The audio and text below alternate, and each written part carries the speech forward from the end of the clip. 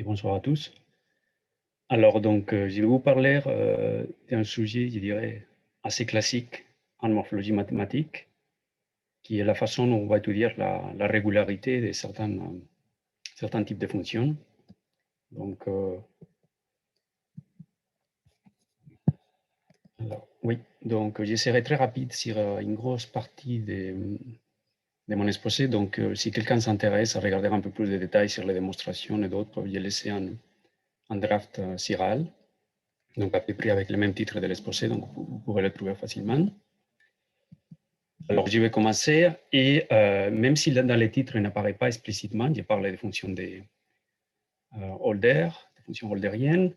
Ça, c'est quelque chose qui est très proche de la notion de fonction fractale, ce qui est déroulé dans mon exposé. Alors, les fractales, c'est un sujet qui était très à la mode il y a une trentaine d'années.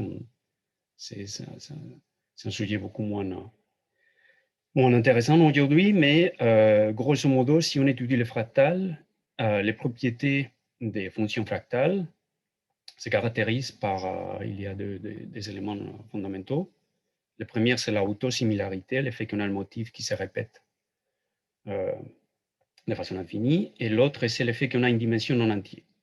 Donc, ce que je veux, aujourd'hui, je me focalise beaucoup plus sur cette idée de la dimension fractale, qui en général, c'est un nombre non entier qui est supérieur à la dimension topologique. Et donc, les cas des fonctions de Holder, les fonctions holderiennes, ce sont donc des fonctions qui sont intimement liées à certains modèles de fonctions fractales. On va voir des exemples sur ça. Donc, parler de l'un et de l'autre, ça c'est souvent lié. Et donc, dans la littérature, grosso modo, il y a des façons d'étudier cette idée de dimension ou d'exposant dans les fonctions de Holder, qui est soit on prend des ondelettes, soit on utilise la morphologie mathématique. D'accord?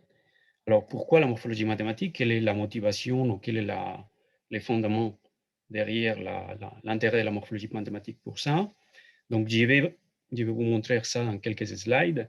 Il faut dire qu'à partir de la définition des dimensions fractales, une des définitions possibles, qui est la dimension de Minkowski, on va voir très vite que ça fait apparaître la somme de Minkowski, et donc ça nous permet donc de très vite aller vers la morphologie et sur la notion d'analyse multi-échelle morphologique pour caractériser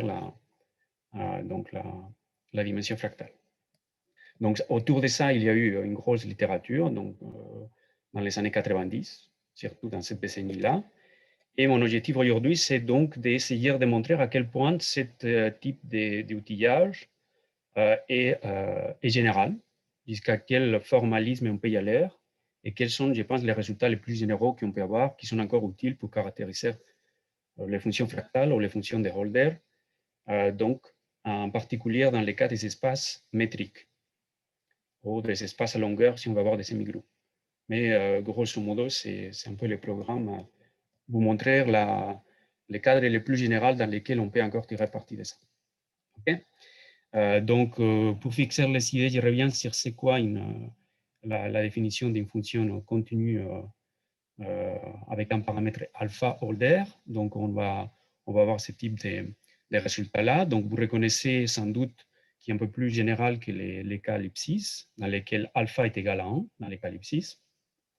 Et donc, on a un paramètre alpha qui apparaît là sur la distance. Et c'est ce paramètre-là qui va nous décrire un peu la façon ou la régularité de la fonction autour de chacun des points. D'accord? Donc, je vais vous montrer aussi donc, que ça, c'est lié à la dimension fractale tout de suite après.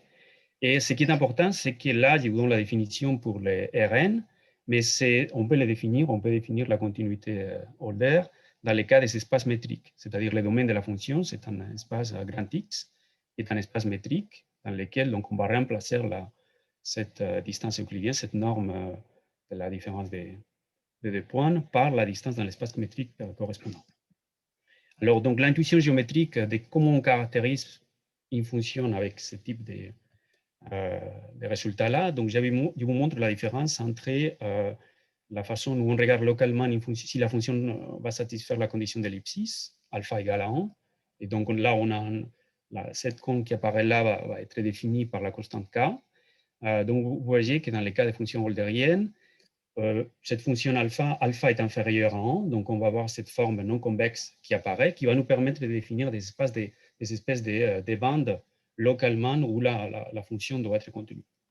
Et donc, c'est un peu plus précis, la façon dont on caractérise les fonctions, c'est beaucoup plus précis, et donc, c'est un peu l'intérêt de ça. Donc là, je vous montre l'exemple des 4 fonctions avec des paramètres alpha, des fonctions eulériennes, avec des paramètres alpha différents. C'est des fonctions fractales, qui est le modèle classique qui va nous permettre de caractériser ça. Et donc, vous voyez bien, selon les paramètres alpha changent, il va diminuer, on a plus de fractalité qui apparaît. Donc, vous voyez déjà qu'il y a un lien entre la dimension fractale et alpha qui va être opposé l'un par rapport à l'autre. D'accord? Alors, quel type d'outillage mathématique, comment on va obtenir cette valeur alpha? Parce que l'objectif final, c'est, étant donné une fonction, est-ce qu'il y a une façon de caractériser l'alpha correspondant, qui me donne la régularité de la fonction de façon globale ou au moins localement? Comme je vous disais, donc là, une théorie bien établie, c'est celle de Sondelet. Là, je vous donne les résultats classiques fondamentaux. Donc là, je vous rappelle la notation pour les Sondelet. Donc, à retenir dans la définition là, c'est le paramètre S, c'est le paramètre d'échelle dans l'ondelette. Et donc là, c'est les résultats typiques qu'on a. Donc là, c'est les modules de la transformée en ondelette qui dépendent d'un paramètre d'échelle S. Donc, si on a une fonction Holder, de paramètre alpha, lorsque on est proche de l'origine pour les échelles, c'est-à-dire lorsqu'on a des échelles qui se rapprochent de l'origine, on prend des échelles S de plus en plus petites, on va avoir cette inégalité qui va être satisfaite.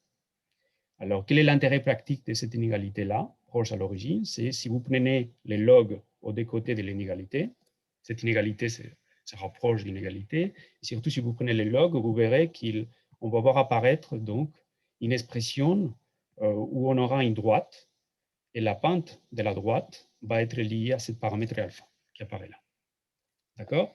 Donc, c'est ce type d'expression-là qu'on utilise en pratique pour estimer l'exposant alpha qui définit la régularité de la fonction Holder correspondante. OK? Alors, si on est dans un cadre qui n'est pas le cadre RN, un cadre plus général que celui des signaux ou des images, par exemple, typiquement des surfaces. Là, on a aussi des résultats autour de ça. Il y a une littérature autour de cette généralisation-là pour le cadre de variétés riemanniennes ou pour le cadre des surfaces. Donc, soit on passe par des sondelettes définies dans ce domaine géométrique qui n'est pas le cadre euclidien, soit on utilise des choses qui se rapprochent. Par exemple, on va utiliser l'opérateur de la place Beltrami qui va permettre d'étudier donc la régularité. L'idée le message que je vais essayer de vous faire passer aujourd'hui, le message à retenir, c'est que dans les cas de la morphologie mathématique, on va généraliser les résultats connus à un cadre qui est celui des espaces métriques, dans lesquels on n'a pas besoin d'une structure différentielle. D'accord? On n'a pas besoin de définir des opérateurs type la place Beltrami ou une analyse spectrale dans les domaines dans l'espace correspondant. Le cadre de la morphologie mathématique, ça va être beaucoup plus simple d'un point de vue géométrique. Ça va être limité à la notion des distances dans l'espace métrique. OK? Il y a un autre ingrédient qui va apparaître souvent dans mon exposé, c'est celui du gradient morphologique. Alors je pense que dans cette communauté, vous êtes tous familiarisés avec l'idée des gradients morphologiques. Le gradient morphologique bêta, qui est défini là, c'est la différence entre la dilatation et l'érosion. D'accord? Après ça, on peut le généraliser si on utilise une fonction structurante quelconque B. Donc, on aura une espèce de gradient morphologique généralisé qui va dépendre de cette fonction structurante qui est utilisée pour le calcul de la dilatation et de l'érosion.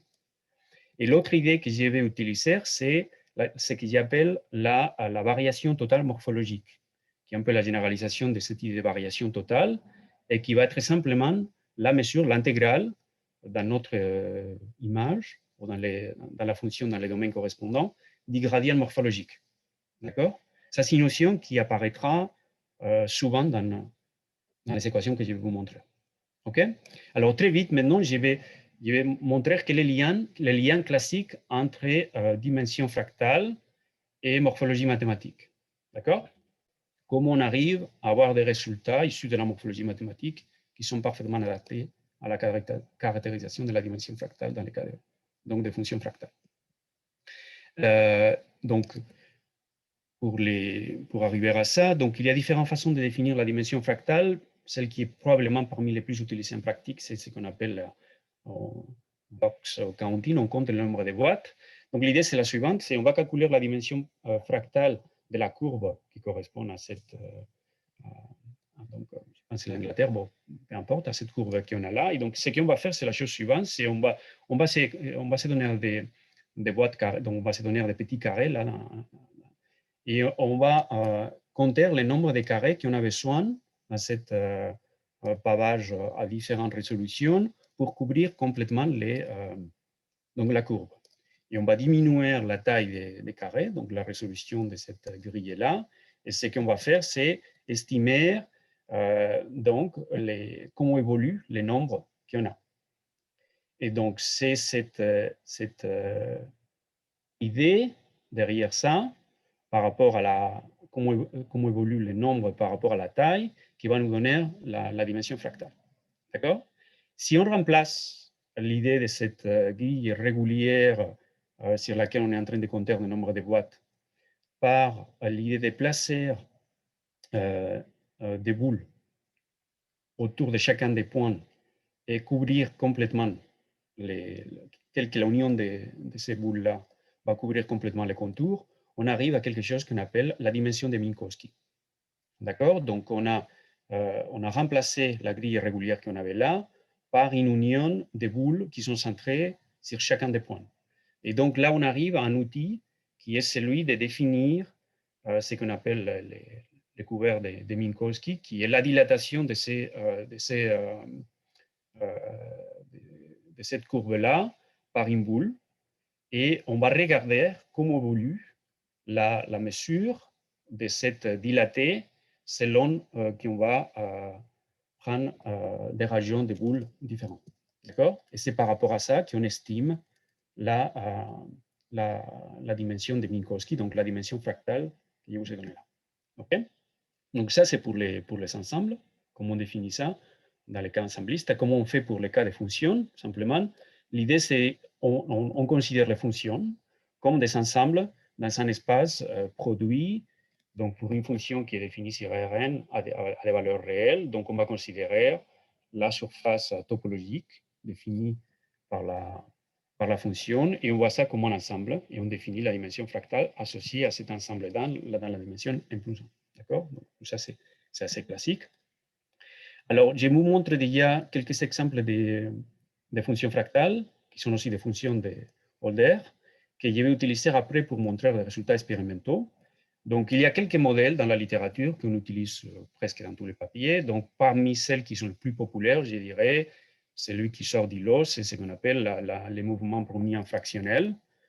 Donc, qui est un processus gaussien qui va avoir une covariance qui fait intervenir un paramètre H, le paramètre de Horst. Et c'est ce paramètre-là qui va nous déterminer la fractalité de la fonction. D'accord? Donc là, je vous montre pour les cas à dimension 1, donc des courbes. Donc ça c'est simplement des marches, la généralisation de la marche aléatoire au mouvement brownien conventionnel, qui est le mouvement brownien fractionnaire. Alors la dimension fractale, dans ce cas-là, elle est définie, elle est connue, elle est définie comme 2 moins les paramètres h qui apparaît là. D'accord? Et ce paramètre h nous détermine aussi les paramètres alpha, il est lié au paramètre alpha de la définition des fonctions loldériennes. D'accord? Comme je vous dis, c'est le modèle sur lequel on va ensuite valider expérimentalement nos résultats. Donc là, je vous montre simplement la façon où évolue la dimension fractale dans ce type de modèle-là. Donc, on a une dimension fractale qui est proche de 1, là, et selon qu'on va augmenter la dimension fractale, donc vous reconnaissez qu'on obtient des fonctions qui ont des variations beaucoup plus rapides. Alors, H, ça sera beaucoup plus petit. D'accord? Ça, on peut les généraliser au cas à plus d'une dimension. Donc, on aura des surfaces, on aura des ensembles en 2D qui nous vont nous définir aussi des fonctions fractales, et on peut les voir comme des images aussi. Donc, soit on prend la surface topologique, soit on voit l'auteur de sur chaque point comme le niveau de grille. D'accord? Donc là, je vous montre aussi des exemples sur ça. Alors, comment on caractérise? Donc, on a défini, on a dit que la dimension fractale à la Minkowski est liée à regarder comment évolue le volume, comment évolue l'intégrale selon qu'on fait varier les dilatés de cet ensemble-là. Donc, ça immédiatement, vous comprenez bien que ça fait intervenir donc, la dilatation, donc ça fait intervenir la dilatation, enfin, ça fait intervenir donc la morphologie mathématique. Alors, donc, la première chose, c'est la première partie que je vous ai montrée de la définition de la dimension de Minkowski faisait intervenir la dilatation ensembliste. Si on se place donc dans le cadre fonctionnel, et je vous ai dit qu'on voit les fonctions comme des surfaces, donc des ensembles dans un espace à dimension R plus 1, on aura donc des dilatés du graphe de la fonction de cette surface topologique. D'accord? Mais en pratique, on n'a pas besoin de ça, parce qu'on utilise un résultat relativement classique en géométrie intégrale, qui va nous permettre de relier l'intégrale des dilatés du graphe de la fonction avec les gradients morphologiques. Et donc, c'est par ce résultat-là qu'on va obtenir des formules qui nous permettent d'estimer la dimension fractale qui font intervenir des gradients morphologiques directement sur l'image, sur la fonction f. On n'a pas besoin de travailler sur la surface. D'accord? Et donc, c'est à partir de ça qu'on déroule tout ce qu'il nous faut, et on va donc pouvoir utiliser des dilatations et des érosions morphologiques sur notre image ou sur notre fonction pour estimer la dimension fractale. Alors, je vous montre tout de suite à quoi ressemble la équation qu'on va voir. La simple idée à retenir ici, c'est qu'on est dans un cadre euclidien ou dans un cadre discret, si vous travaillez sur Seden. Ça ne pose aucun souci de ce point de vue-là.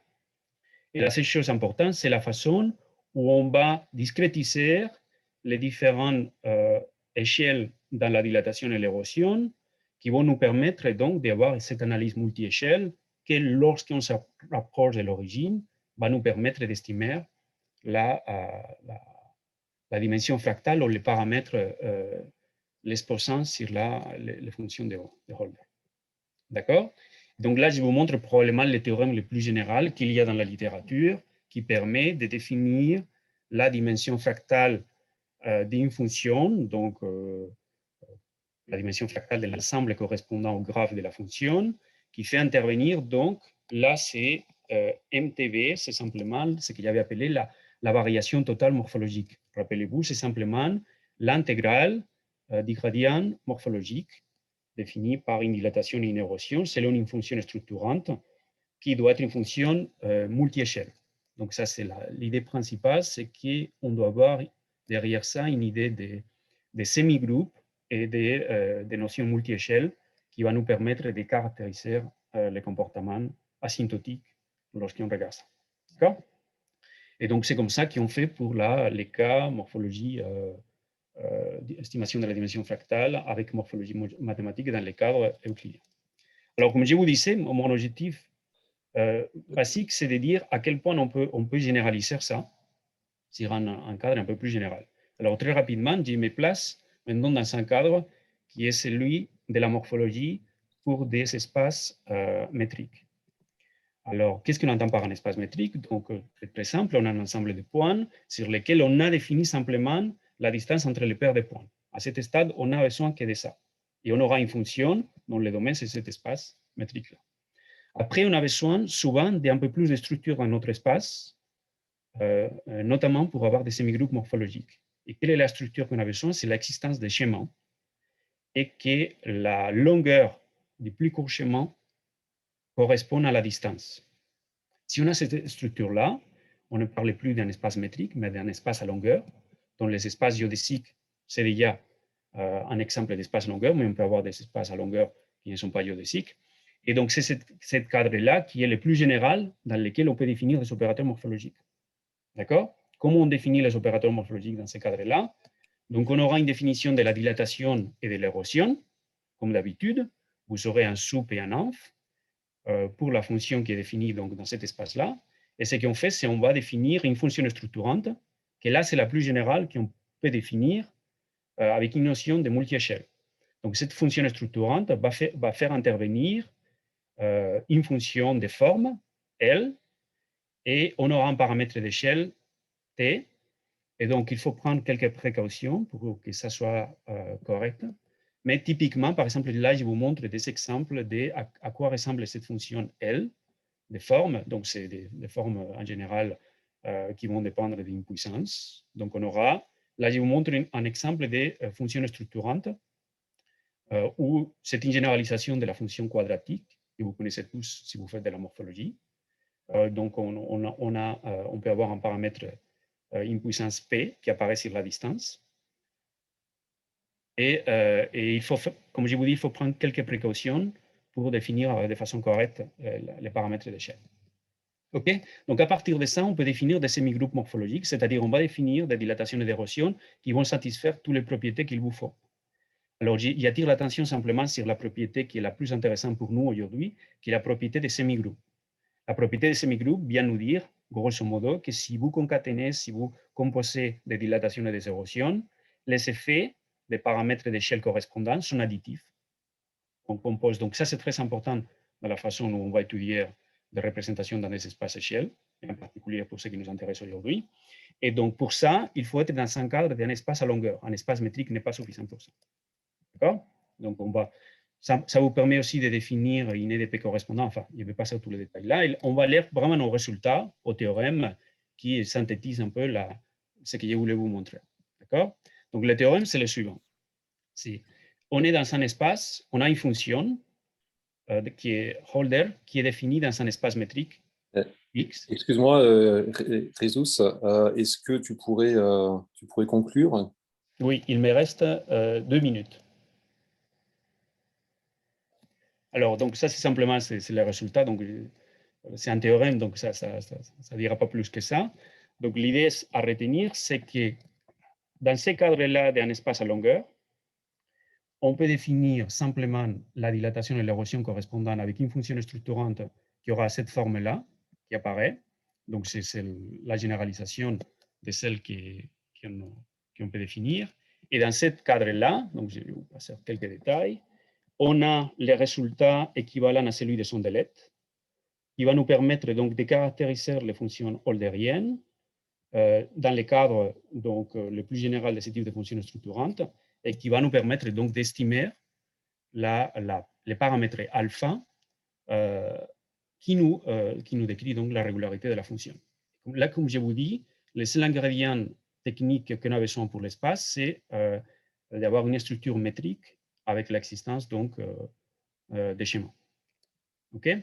Donc après, bon, si quelqu'un s'intéresse à des résultats, je pourrais vous montrer la pertinence pratique de ça, mais pas. À mon avis, on peut sauter tout ça et on peut arrêter là. Et s'il y a encore une minute pour des questions, je peux prendre des questions.